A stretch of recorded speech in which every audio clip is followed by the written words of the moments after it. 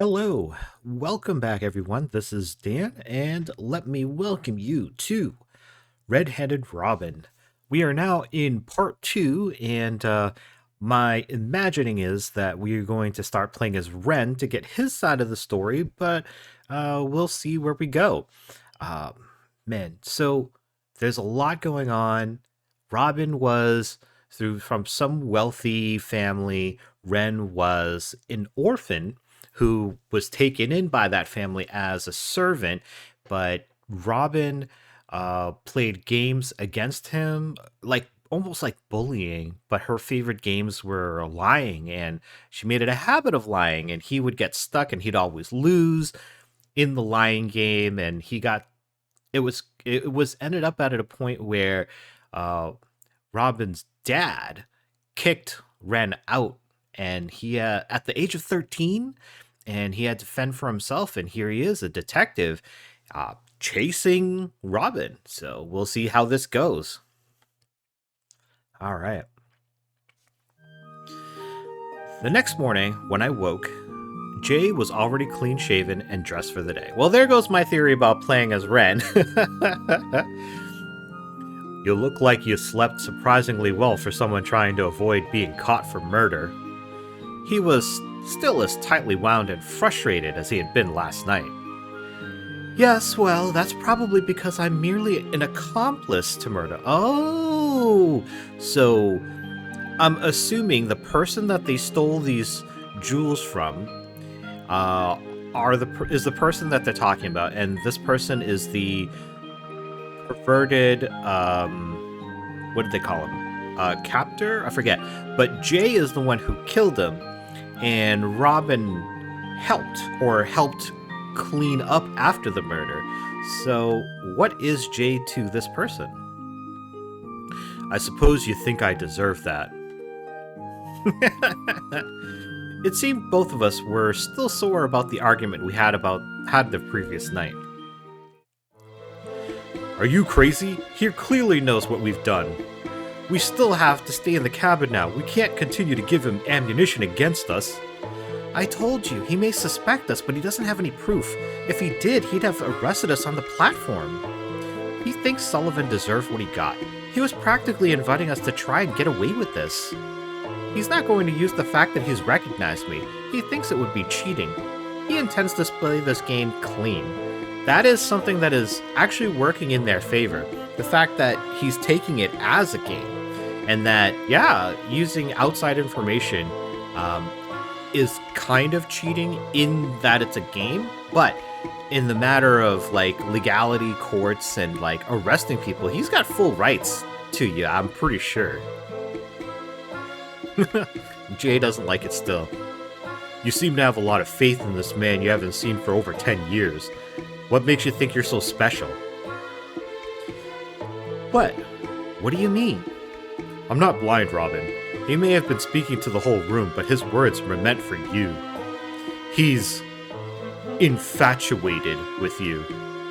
Jay avoided using the word love, but I knew that's what he meant.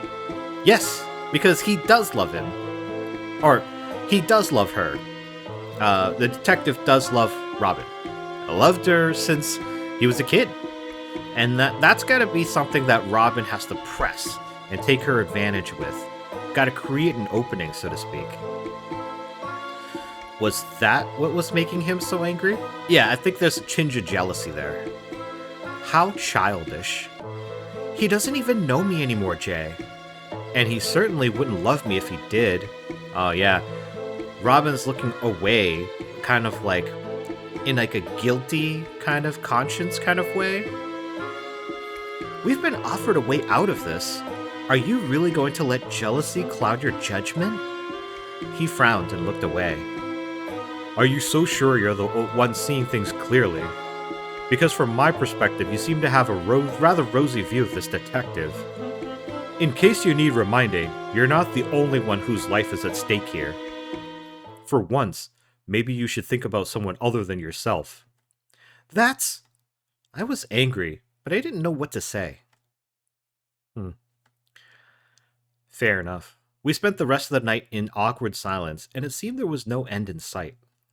Unless one of us apologized. So, let me guess. The next step is for us to apologize to him, or wait for him to apologize to us. I hated this. I hated the thought of being alone. Jay, Yeah, saying sorry is tough, isn't it? Sorry. Oh, that got him by surprise.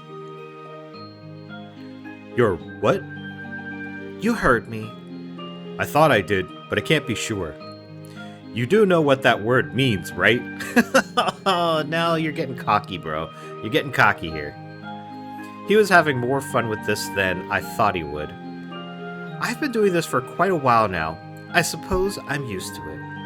Perhaps things got out of hand. It was selfish to drag you along with me. And as for Ren, you're right. It's been a long time. I shouldn't assume he's the same person. But I know. It's obvious he knows we were involved, but he likely figured that out when he saw you on the platform. If he wanted to, he could have just arrested us then. Do you really think he intends to just let us go? She's unsure now, because yeah, they haven't seen each other in over 10 years.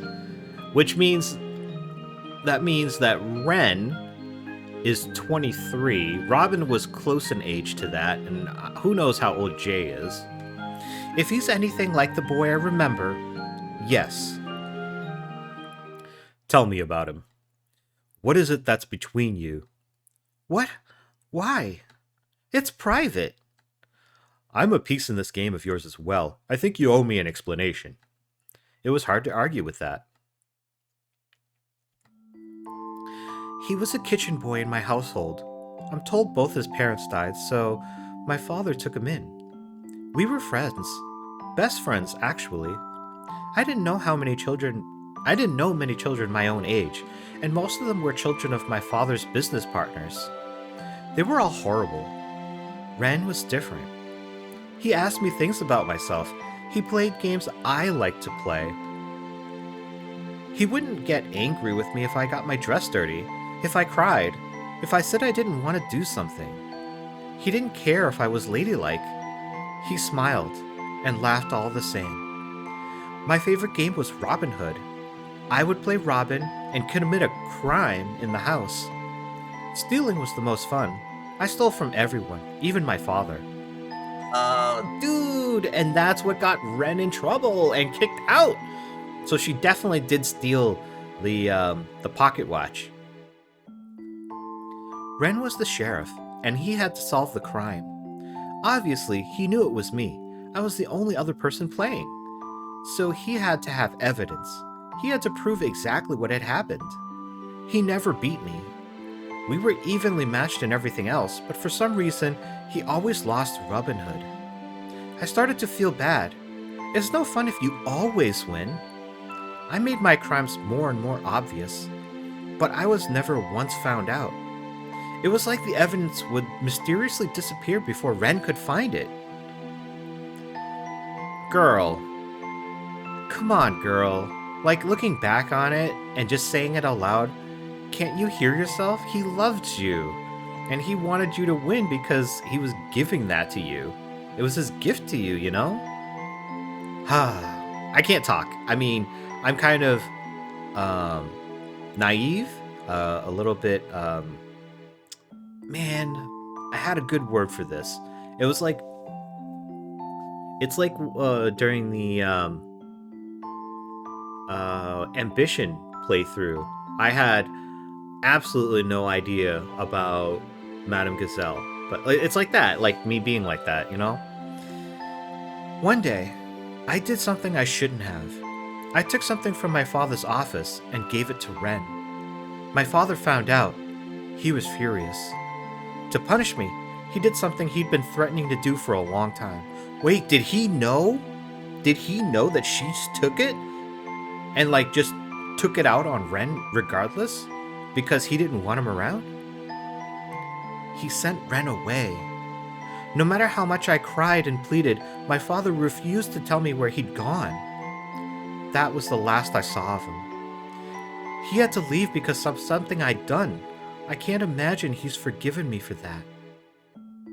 Yeah, that's some story. So I'm not the first person whose life you've upended. Perhaps Ren and I should start a club. The White Knights of Princess Robin. she's, yeah, she's unamused, my guy.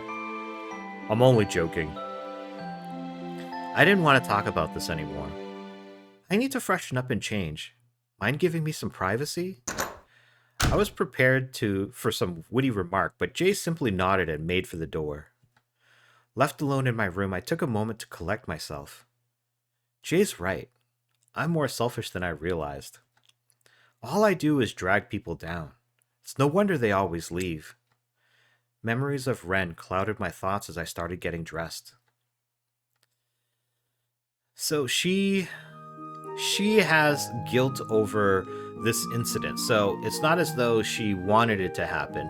But Ren obviously feels the same way. He's just like, you know, he knew that it wasn't, well, I mean, it was her fault, but it's not like, you know, she wanted him to leave. They were friends after all. It was her father pushed him away. But it sounds like he's always wanted to push him away, and just that was the thing that he was able to use as a crutch to send him away for good.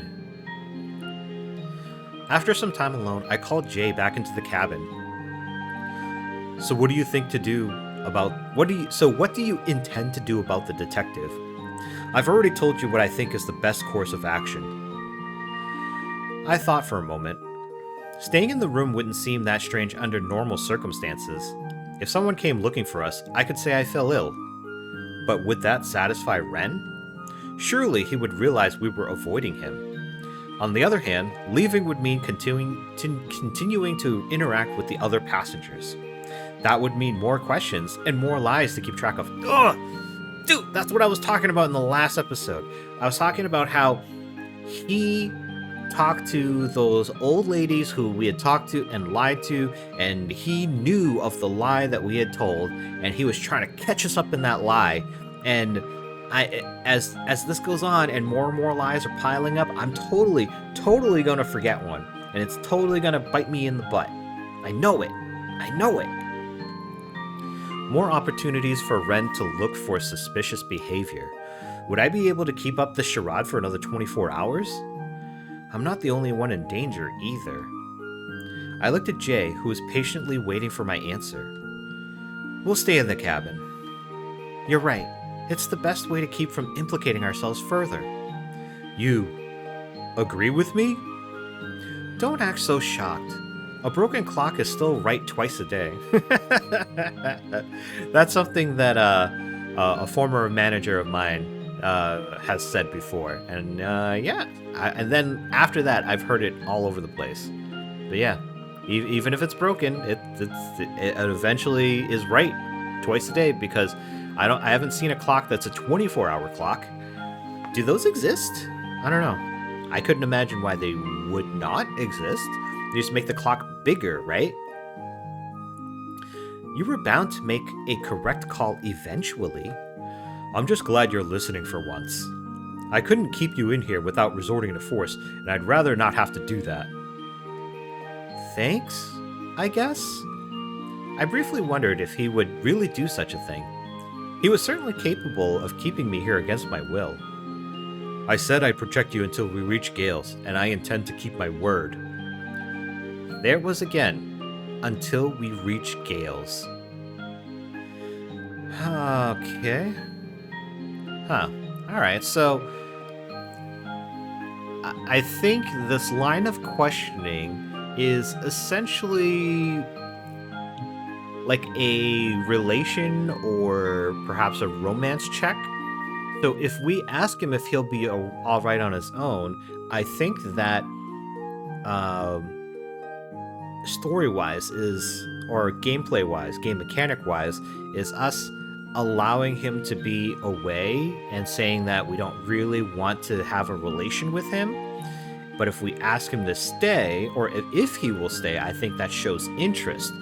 And I think Now, this is just me, but I believe there is something between Robin and Jay, because, for one, if they conspired within in a murder, that would cause a little bit of closeness between the two. And the fact that they're here together, making a getaway together, and I assume that they have come to a decision or a deal as to how to split the spoils from the jewels. So they have that in common as well, unless one of them had intended to backstab the other, but that doesn't seem to be the case. If anything were to have happened, I feel like if Jay wasn't feeling like Robin was his partner, he would have just killed her and just hopped off the train or something. Because, I mean, it's a fancy train, it's probably a fast train, but instead of getting caught, wouldn't he just take that chance of, like, I don't know, jumping off or something? Because honestly, how fast could it have been? How fast could this train be? Could he have survived if he, like, I don't know, taken a whole bunch of bed cushions, or, like, look, they've got a sofa with cushions and stuff. Could he just use that to break his fall out of the train? I don't know. So, and also there's feelings of jealousy on Jay's part, and Robin is just continually flirting, and maybe she's just a flirtatious type of person, but it seems like maybe she's got a little bit of something going on with Jay too. So I think if I were in Robin's shoes, I feel like she would ask if he would stay, because maybe there's a thing there. Maybe there's something that maybe they could continue on heists. Maybe they could continue to be together and maybe be the next Bonnie and Clyde or something. I don't know. Jay, if we make it through this, why don't you stay with me? Yeah, he's silent there. It's a foreign country. I'm bound to run into some trouble. It would be nice to have someone there I could trust. Won't you at least consider it? I'll give it some thought. He changed the subject. What about the case?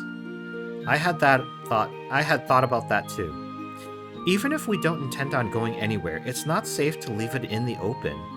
We'll have to hide it somehow. Anyone with any sense will be able to find it in here. That's why we won't hide it in the cabin. I've come up with a brilliant hiding place where no one would even think to look. I can't wait to hear where she says that that's going to be. You're enjoying the possibly life-threatening situation a little too much. All we need is a length of rope. Oh, is she going to hang it out the side? Out the side of the train? I wonder if there's some sort of storage area we could steal from. There's no need. I have some in my luggage. Of course you would, Jet. Of course you would. You probably have rope for, like, I don't know, hanging or killing people or something. He got up and began rummaging in one of the suitcases, pulling out a coil of hempen rope. That's a little concerning. What do you have that for? He's not saying anything. What do you think? I decided to leave well enough alone and not question him any further. I tied one end of the rope to the case and opened the cabin window. Oh, I knew it! Out the side of the train, man. Sticking my head outside, I searched for something I could tie the other end to. As I hoped, there was a handle of some sort just out of sight. After making sure both knots were secure, I handed the case to Jay. Toss it up onto the roof. Oh, that makes more sense. That makes more sense. But it's a train. It probably rocks a bit. It's gonna fall off the roof at some time, right?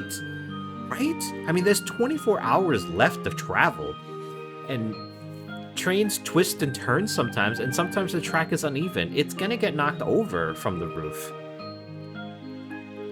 Are you sure it will stay? If we're lucky, it will catch onto something. Lucky. He leaned out the window and heaved the case upwards. We heard a muffled thunk as it landed atop the car. Jay gave a tug on the rope, making sure the case wouldn't easily slip back down. It held, so he retreated back into the cabin and closed the window. Damn, guys, you got lucky on that one. Lucky! Or maybe someone's up there and held on to it. Could you imagine? What did I tell you? Ingenious, wouldn't you say? It was quite clever. I am a master thief after all. I wonder, Master Thief, where you hide all the riches you stole on your previous successful heists. Yes, well, wealth isn't the only measure of success. Is that so? And here I thought that was entirely the point of stealing. Yes. Yes, it is. Perhaps you should leave it to us professionals then. I suppose you're right. With the jewelry safely hidden, Jay and I settled in for what we hoped was the rest of the trip. Sadly, that was not to be. A little while later, we heard a knock on the cabin door. I made to stand up, but Jay blocked me with his arm and answered instead. A familiar, grinning face greeted him. Ah, morning. Or should I say afternoon? It was, of course, Detective Wren. Perhaps it was just my imagination, but he seemed a little worse for wear. I thought I could just make out faint dark circles forming under his eyes. What do you want? I had half expected this. Wren wouldn't be satisfied if his opponent dropped out. Sorry for the intrusion. Did the two of you sleep well? I said, what do you want? Not a morning person then. I understand. Well, you see, my investigation has come to a rather abrupt halt. You don't say. That made him brighten up a bit. Shocking, I know. My keepers wouldn't be satisfied unless I left no stone unturned. So, I'm here to ask a bit of a favor. What sort of favor? I was hoping the two of you would consent to a search. Jay looked ready to slam the door in the detective's face. Yes. I approached the two of them and placed a hand on Jay's arm, trying to will him to relax. I thought you said you didn't have the authority to search anyone without just cause. Robin, that's why he asked for consent. You're a good listener, Robin. You're right, I can't search your room against your will. That's why I'm asking for your consent. See! I knew it. I've been making my way through the passenger cars, asking everyone the same. So far, everyone else has agreed. It's made my job much easier. You'd be welcome to observe me, and I'm also being monitored by Scribe here. Scribe? He gestured to a man I hadn't noticed until then. Attendant, is this Fletcher? A train attendant was standing just behind him in the hallway. So I can assure you, I won't be doing anything unscrupulous. You do, of course, have every right to say no. He didn't finish his statement, but I understood him regardless. If we refuse, it will make us all the more suspicious. The case is hidden, at least. There shouldn't be much else for him to find. Oh, dude, there could be something else, like, if we don't consent and we refuse, that does make us look suspicious. But at the same time, police can lie. At least in America, they can lie. And he could lie about other people consenting.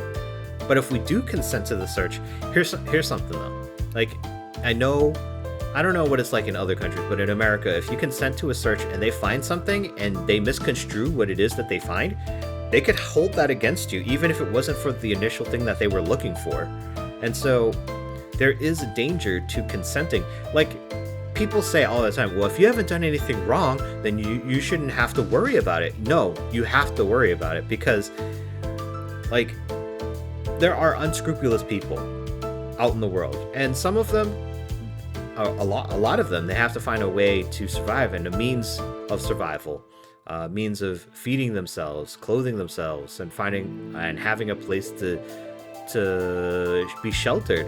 Some of them, they take jobs, and some of those jobs are in law enforcement, and some people in law enforcement can be unscrupulous, and I'm not saying all of them are, but people are people.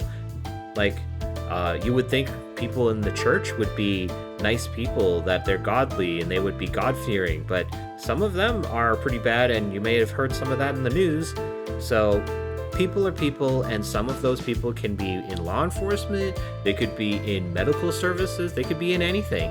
And like, if he found something, he could use it against Jay and against Robin, or like he could find Jay's case and be like, why do you have all this murdery stuff?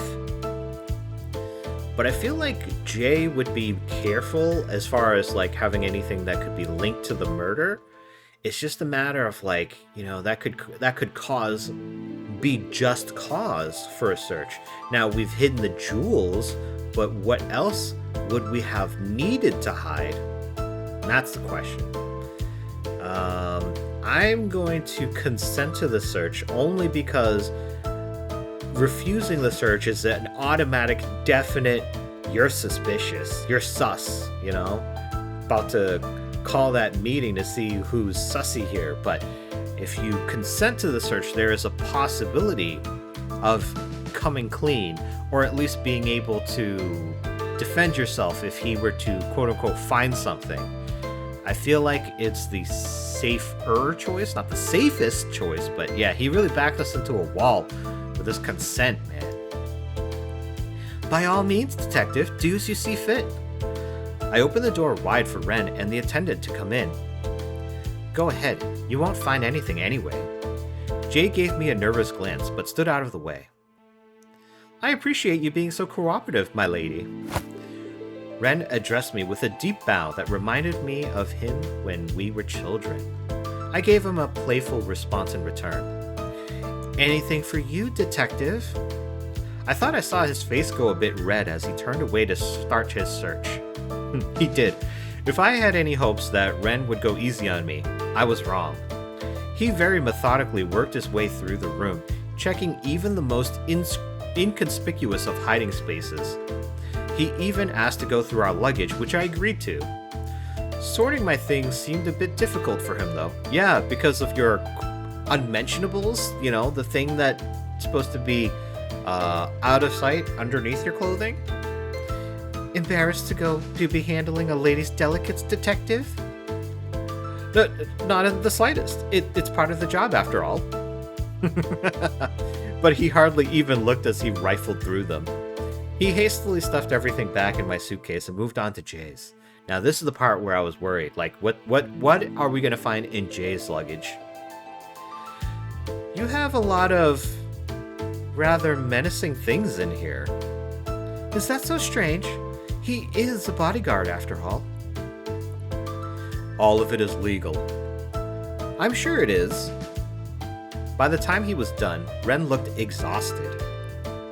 Everything seems to be in order. Thank you again, Robin. You've been most helpful. There's just one other thing. Oh man, he's doing the whole like one more thing. Who does that? Bill Gates? No, not Bill Gates. Steve Jobs did that, right? During the Apple events. But who else? Oh, was it Columbo? Is he the one that does that? Like, oh, one more thing. He waited for the attendant to step forward. Ticket, ma'am? Pardon? Scribe has been checking everyone's ticket as we go. Uh-oh. Oh, dude! So we wouldn't have escaped this regardless, because he would have had checked the tickets. And my guess is Ren stole the tickets from us when he bumped into us on the platform. Killing two birds with one stone, as they say. The ticket. Ren was there when we boarded. He knew what I had said about the red splotch on it. Would this attendant examine the ticket more closely? Why did he need to see it at all? Ren must have sensed my hesitation. Unfortunately, this is something you can't refuse. When you boarded this train, you agreed to play by its benefactor's rules. Yes? Just a moment, I'll go get it. I went to my bag and began slowly rummaging through it. The ticket was in my coat pocket, but I wanted to buy some time to think. If I said I couldn't find it, what would they do? What happened to stowaways on trains? Did they get put up in the brig? Did trains have those? Perhaps I could make the splotch the least conspicuous thing about it. There was still some old coffee in a cup on the table next to me. It would be no trouble at all to accidentally spill it. Ren was sure to see through such a cheap trick, but he wouldn't be able to do anything about it, would he? Oh, silly me, here it is. I pulled the ticket from my pocket and made the decision. Oops! As I turned, ticket in hand, I knocked the coffee cup over. Coffee spread across the paper and stained it a dark brown, covering up the red. Oh no. I hope it's still readable. I handed the sopping wet ticket to the attendant. Right. Looking rather disgruntled, he'd held the ticket between two fingers and examined it. What an inconvenient accident. I hope you're all right. Ren gave me a look of mock concern, but his smiling eyes betrayed him. Don't look at me like that. What other choice did I have? There wasn't much the attendant could glean from the swapping wet paper, and so, with an annoyed sigh, he thrust it back at me. I suppose that's that then. We'll be off now. Just a few more people to bother before we're done. The two of them started down the hallway, but Ren spun on his heel. I almost forgot to say, I hope to see you in the lounge later, Robin. Oh, we're not... He cut me off before I could decline. You've become quite popular among the other passengers, you know. Many of them were asking about you when you didn't show up to lunch. Surely you wouldn't deprive such an eager audience of your presence. And besides, you seemed so hungry for attention yesterday, the others might find it odd if you suddenly decided you preferred the privacy of your cabin. Damn it! He gave me a sly wink and disappeared down the car. Jay slammed the door shut. Persistent little prick, isn't he? I sighed. He's already searched us. What does he plan on doing if we don't go? We should have the upper hand now. Yet Ren was still insistent that we show our faces. Do you know something we don't? Robin, something has been bothering me. What is it? Do you think Ren is really here investigating by himself? Police don't usually work alone. Now that he mentioned it, that did seem odd. Are you saying he has a partner hidden somewhere? Or do you think... Is he lying about being a detective? I don't know, but something strange is going on. I sat there, lost in thought. Yeah, I also was like, I think he's pretending to be a detective. He's never once shown his identification. We've just taken another person's word for it. And one would think that you would need to have... How would he be able to go through, like, police academy or something? Would he be able to get in or be able to be a detective? Like, he would have had to stop off at being a policeman first before being a detective, right? Because a detective is a promoted, it's like very specialized, like not just like a beat cop or a policeman with a route. There you'd get promoted to detective. Is that the same in other countries? I think it is.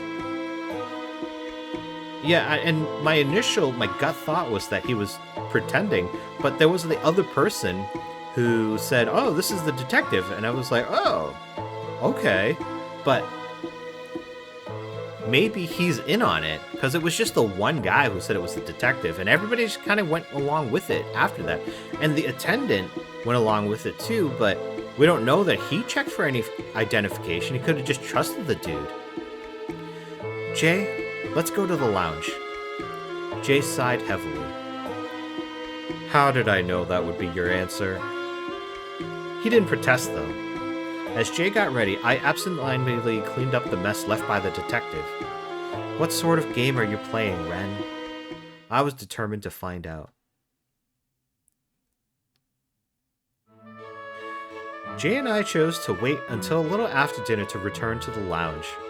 When we entered the car, we were surprised to be greeted by a whole crowd of people. Ah, Robin, you decided to return to join the fun after all. Robin, so good to see you again. And your companion as well. The cougars are back. The elegant woman was there too, as were the men who bickered about rugs during dinner. Everyone gave me various gestures of acknowledgement. It's a different attendant this time. He's got a cut across his eye. Is he blind in that eye now, or what? With the exception of a large attendant standing by himself in the corner of the car. One person was suspicious by his absence, though. He insisted I'd be here, yet he's nowhere to be found. Good afternoon, everyone. Please, have a seat. He motioned to the empty sofa nearest him, which Jay and I obligingly took. I hope we're not intruding. Not at all, Robin. We were just talking about you, actually. Is that so? Only good things, I hope. Of course, dear. It seems you've charmed a great many people in the short time we've been together. A mysterious woman with a personal bodyguard boards a train out of the country. It's like the start of a romance novel. I don't think I'm interesting as all that. Come now, Robin. There's no need to be modest. There are a fair number of interesting things about you that you had no qualm sharing last night. Tell me, where is it you're from again? Ah, jeez. That's a rather personal question. Is it? The rest of us seemed to be discussing it just fine before you arrived. Of course, you don't have to answer if it makes you feel uncomfortable, Robin. Is this why you wanted me to come here, Ren? So that he can test her after the fact? Okay, I don't know that I'm ready for this. I don't know. Like, gotta lie and lie and lie. Gotta remember and remember. And I'm not all that great at remembering in the first place. Okay, you know what? I think I'm gonna end it here, because I don't know that I'm in the best spot right now to be, like, trying to remember things. And I do not want to be writing things down, because that kind of ruins the flow. But also, is that cheating? Could that be cheating? I don't know. You know what? I think what I'm going to do is I will post this video and I will take comments, or I will take votes. If you think writing down the answers is cheating, please let me know in the comments. And if you think it's not cheating, also let me know in the comments. But otherwise, if you don't want to leave a comment, let's say this. If you think writing notes down is cheating, then put a thumbs down. If you think that writing notes down is not cheating, give me a thumbs up. All right? And what I'll do is I will post this video toward the end of the week, and then I will take over the weekend to take your thoughts into consideration, and then and work upon that. Now, if you think it's cheating, I will not take notes, and if you don't think it's cheating, I will. Not to say that I won't get tripped up regardless, but, you know, maybe having a crutch isn't the worst thing in the world. So let's do that, all right?